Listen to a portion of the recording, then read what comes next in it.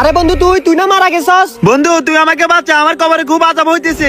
কিন্তু বন্ধু তুই তো নেককার এবং 5 ওয়াক্ত নামাজে ছিলি, তাহলে তোর কবরে কেন আযাব হইতেছে? হ্যাঁ বন্ধু, আমি সঠিক পথে চলতাম এবং 5 ওয়াক্ত নামাজ পড়তাম, কিন্তু আমি একটা ভুল কাজ করে ফেলছি।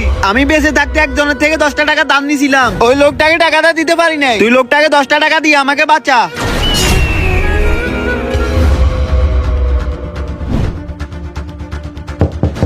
নোমান বন্ধু বাড়িতে আসস তুই? কিরে মাসুম, কোনো সমস্যা?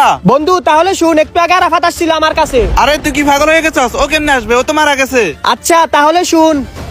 তুই লোকটাকে 10টা টাকা দিয়ে আমাকে বাঁচা। আচ্ছা বুঝতে পারছি, তাহলে চল। ভাই আমার বন্ধু আরাফাত মরার আগে আপনার থেকে 10টা টাকা দান নিছিল, কিন্তু ওর টাকাগুলা দিতে পারে নাই। নোমান টাকাগুলা দে।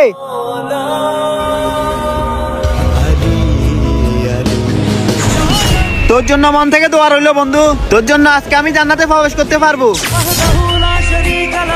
আল্লাহকে ভালোবাসলে কমেন্টে আল্লাহর নামটি লিখুন।